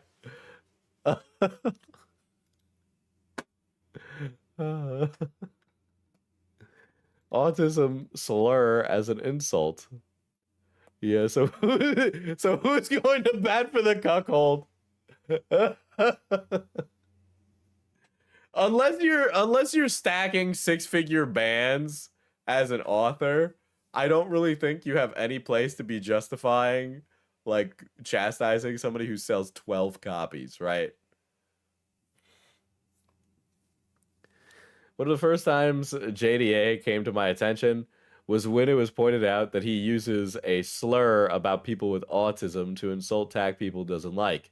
I take this very personally. Trying to insult someone by accusing them of being autistic is asshole behavior. Using a slur about autism is doubly so. John defended this by saying Jim doesn't understand humor. It's probably... Trust me, mate. You're a laughing stock in the real publishing world. And that has nothing to do with your politics and everything to do with the fact that you're a liar and total creep. I love Spurg SJW trolls on the blog because they sell me books. It's the word Spurg, isn't it? That's what it is. It's such a terminally online word. I'm not really gonna, like, get beat up about it. But, if you want to hang out in circles, you better be able to talk the talk and walk the walk. Isn't that right? Also, it's not like John is selling hella books, so I don't know why he's talking from a position of authority. Like, again, you gotta be, like, selling hella books to be speaking with such firmness about this, you know? Let's see. Before the Worldcon incident, De La Rose claimed he was blackballed from the BayCon in a wanton act of discrimination. BayCon had, in fact, not invited him to be on the programming that year, but they did want him to be back the following year. So the thing is like, these cons are making like conscientious decisions that have certain types of authors on their like panels, right? So if they're like not fucking with his message, you know, or they have an issue with that, then of course he's going to be, you know, kicked out. And then it's like, if you're the kind of author who needs to do the con circuit to sell books, are you really stacking bands, right? Or you got to do all this shit to stack bands, right? The band stacking should be like something that requires no effort as an author. You write the book, you put it out, sells itself. De La Rose was kicked out of the Codex Writers Group, he claims, because it's dared to defend a conservative writer. He also says he was hated out because he's a minority author. This was difficult to discuss, as one of the rules of Codex is that discussion within the group is private. I'm a member myself, and I chose not to violate that rule. I simply had to say that Rose was not kicked out for defending a conservative author, nor was his removal related to him being a minority. As I can and won't provide screenshots, you're welcome to believe him, me, or neither of us. So yeah, this is him being mad that a professional space is upset about his lack of professionalism. Yeah, I think like you got to be able to have like these discussions at like a high level. Yeah, you just need to be professional. Like that's really it, right? You know, we wear a different mask in different spaces. If you think I talk like this in real life, you're crazy, right? Like that would be stupid of me to do. There's a time and place for everything, but not now. Bringing it back to Pokemon and the immortal words of Professor Oak. Bigotry. De La Rose frequently posts things many would consider prejudiced, bigoted, or hateful. Whether it's proclaiming that American Muslims should be forcefully converted to Christianity. Wow. Do you support Muslim Americans and non-Muslim people from the Islamic countries? I support their forcible conversion to Christianity.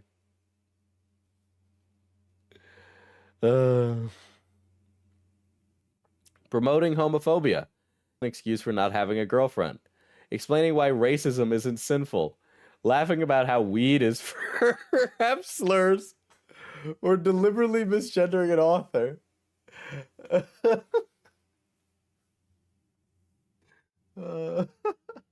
Weed is for F slurs is funny. Oh, shit.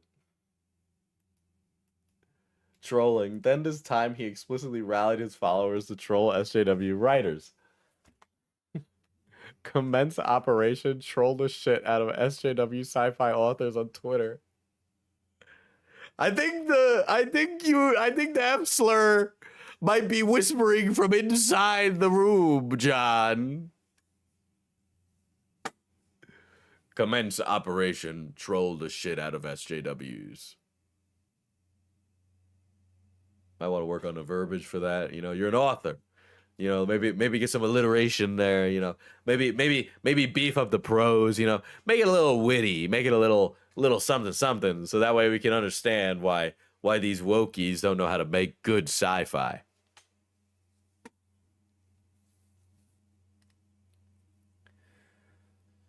God.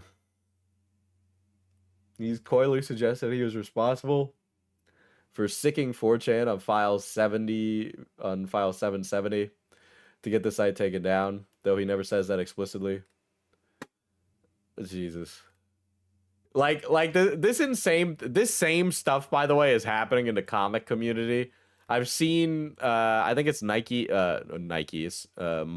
No More or something like that. I'm butchering his name probably, but he did a video on Comicsgate.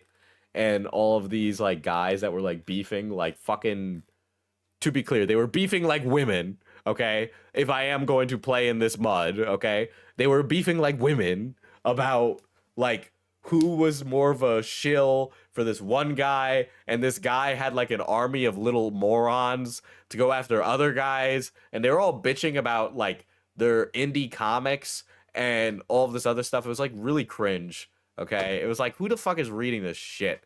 All right, and they were all like getting into fights with each other and trying to ruin each other's lives. And fucking Earthworm Jim Crater was in here for some reason at some point because he's also like super anti-woke or something. I don't fucking know. I don't know. He made Earthworm Jim and then sat on that for the next 40 years of his life, okay? But this is just like that. But it is quite literally like a glass houses thing from this fucker. I feel like half of these chudge sci-fi glupshitto authors just write so they can invent new alien species they can bang. Oh mein Gott, commence operation glup your Cheetos. I'd kill to see what their idea of non-woke sci-fi is. So we're just recreating Dune by principles first. But like Paul Atreides is the good guy now. We have decided to recreate Dune and then miss the message. God.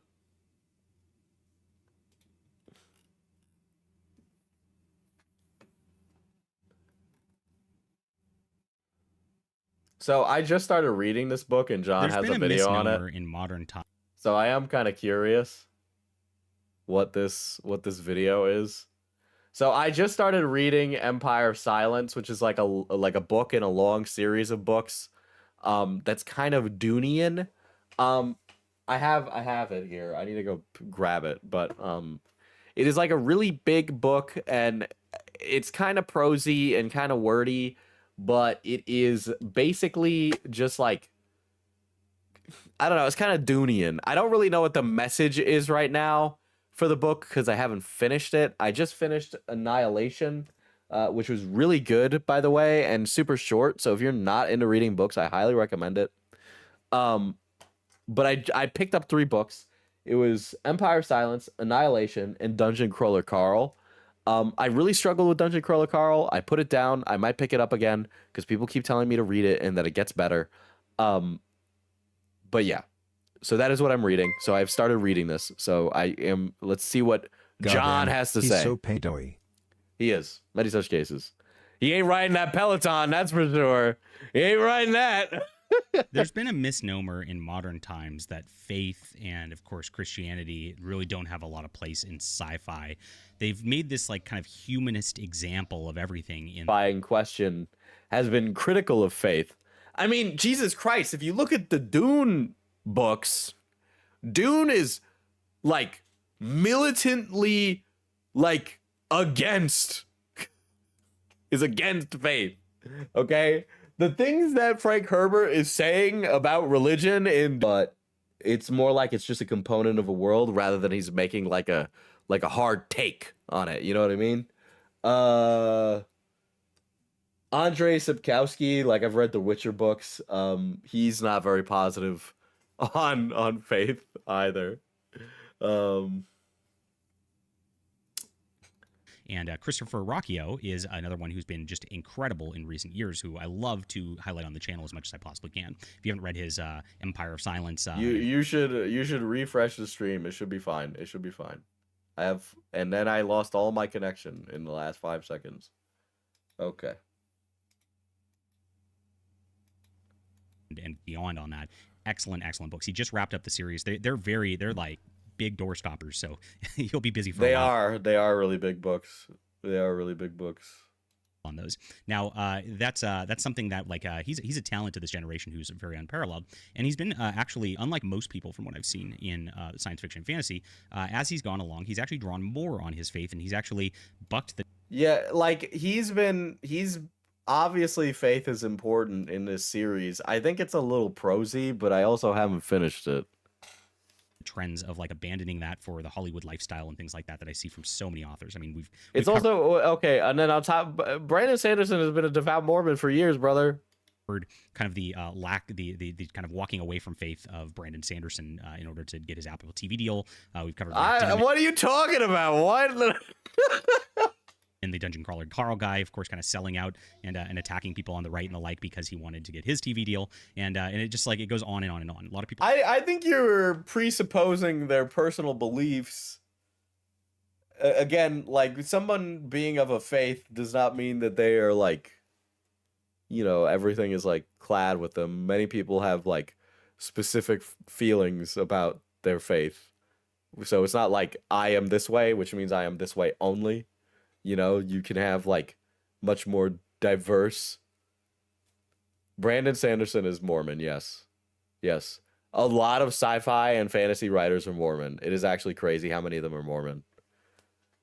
Telling tall tales must be in the Mormon genes. Will sell their souls out there.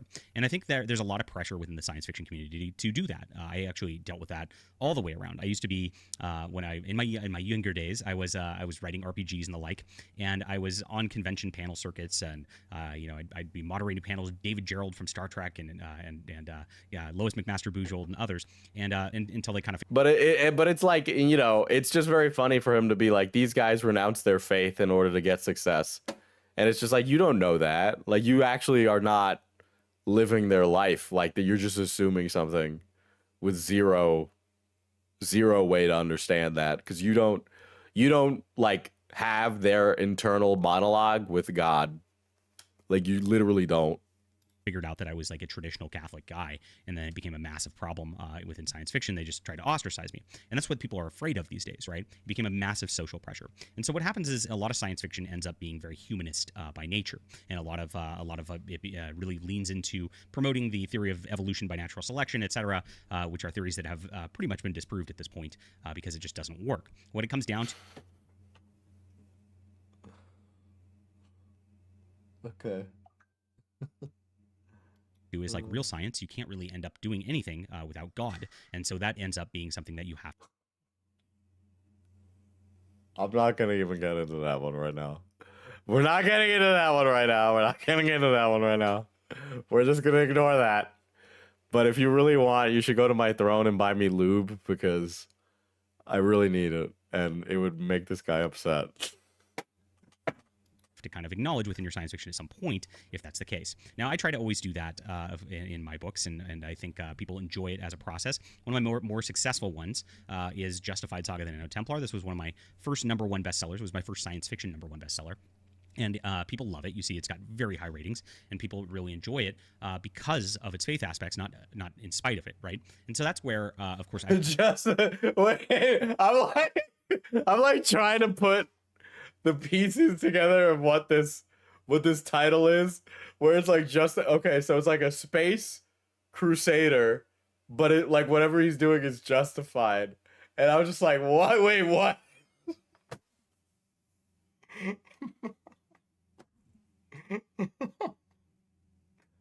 Okay, and then on top of that, let me just say, Kindle Unlimited is inflating the readership numbers of many an author. I will say that for sure. Been working to change science fiction. Now, like I said, Christopher Rocchio is doing some great work on this front, and let's get into what he said on a podcast recently in just a moment. Now, I showed you my book there. You can, of course, go to Amazon and grab that. But this is my newsletter. I am coming out with books regularly and just really working on science fiction. I just finished a trilogy, which was part of a Kickstarter campaign with the gold shiny covers for the people on the Kickstarter. And I wrote these last year, fulfilled them now. They're shipping out right now if you haven't gotten yours and you backed it last year. And they'll be out for the general public on Amazon later this year. I'm also going to be doing a lot more works and the like. So I want you to sign up right here. You get 3 free books for doing so. It's the best deal on the entire internet. If you're a big sci-fi reader, fantasy reader, and comic reader, because I do nice graphic novel comics myself as well. This is one of my more successful ones of those, Overmind, which you can also get. You won't want to miss all the cool things we're doing here. I feel like a lot of the culture war stuff is just a vehicle to get you to buy his books. Is that really? Maybe it's like he doesn't actually have as much skin in, like the only reason he has skin in the game is because like financially he relies on the chud audience in order to sell his shit, right? It's like one of the hardest workers out there, and it's great to be a part of this community. So check it out. It's in the description below. Thanks for being one of the almost 10,000 people who have joined us so far. We got to grow this. Only 10,000? Rookie numbers, brother. Rookie numbers. The movement to change science fiction. Self-publishing has been a net negative for literature. From that sort of Campbellian, sort of atheistic way that it's been over the last few decades. And we'll do that by helping. I want to like just have one day I will make something that just has all these characters as like a mocking representation of them. I just want them to be eviscerated. I want to make a mean-spirited piece of art, just like the boys. Okay. Talk about great writers here. So this is what Christopher Rocchio Yeah, I says. figure a lot of authors do that. I jailbroke my Kindle and now I can play Wordle on it and have custom wallpapers. I am really glad that I'm not on the Kindle anymore and that I was like downloading books from the wider internet. I want to get one of those phone ones, the ones that they like are really tiny, the XT ink ones. About sci-fi, and they're ignoring religion in recent times. So in an interview on the I would be lying if I said me being raised Catholic hasn't influenced a lot of my writing, because it has. I have like, and I'll say this, right, where it's like I'm working on a lot of stuff like even outside of this, but one of the things that I've like been doing with my writing is kind of exploring that aspect, both in positive and negative ways, right? And there's definitely like with the setting book, which obviously has been taking a long fucking time, I know, but there's so much of it written that it's coming to fruition. Okay, it's my first time and I didn't realize how much it would take.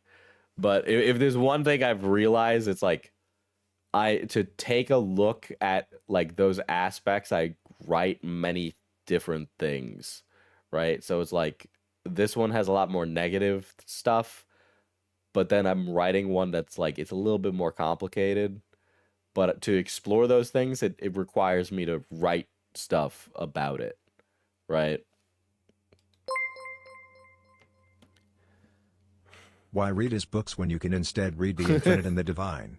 God, I love Necron enemies to still enemies, yowie. So true. So true. It's a great book. to Ramble YouTube show. This is going to die. The camera's going to die in a second because I'm running on a battery. Discussed his reversion to his Catholic faith influenced his series as it went along, and how the books integrate religion. At one point in the discussion, he shared, "I think science fiction has done religion a disservice by pretending it would go away," and that's something that, of course, I don't understand. What are these guys reading where they're like, it's science fiction but without religion? I feel like the many times when I read science fiction or fantasy, that plays a component, right? Because it's always like a fictional interpretation of what this universe is. And I've always felt like that has played a role. I don't understand where people, am I not reading enough sci-fi that a lot of these guys are like everything takes place in a post-religious society? Because I haven't. Even with like the things that I engage with, it comes up with like if I look into like something like a BattleTech, right? Because I play a lot of war games, right? Religion plays a role there. If I even like I run a cyberpunk game, religion still plays a role in the setting, you know? Like I don't like these are things that exist still. So I don't understand why people are saying that again, like it's a monolith. Okay, I don't know why people. Okay, you know what? Maybe people just need to stop talking about groups of people or things as if they're a single entity of people and not like a verbose, tapestry of many different things. Got propagated probably a lot by Star Trek as it went on. Human beings are, I think, intrinsically spiritual, whether or not we want to be. And that is a dimension of human life that's not going to go anywhere if the nature of worship or an object of it changes. My science fiction has had strong religious elements to it. It's not a Christian element explicitly. He has his own future world church that's a different thing. The couple of the characters, who they are, they do not dominate the narrative in any way. It's not like that. But what he says, he's not alone in this. So this is what Asimov said back in the day before. It's impossible to write science fiction and really ignore religion. Okay, so I don't understand why he's... The way that this guy... I hate these guys because the way that they word things in the titles of their videos, they make it sound like it's one thing and then it's like another. This is like when Melanie Mack was getting on the like long LGBTQIA thing, and she was saying it was something else, and then when you watch the video, it's something else entirely. Like, these guys never deliver on whatever is in the video. And then, like, I hear what the author said, and it is, like, not even a arguable take. Like, yes, I agree with that. If there is science fiction that is ignoring that, I wouldn't find it very interesting, because all of those things play a dynamic and interesting characters, right? So it's just like, well, like, what are you arguing? Like, you're fighting ghosts. You're fighting ghosts. It's always like fighting imaginary people. Oh my god. I can't even bother. There's always the case with this shit, dude, where it's like, goo goo gaga glubshito, a thing that is not real, that I have just made up in the last 5 seconds, and now I will be performatively mad about it. Stupid.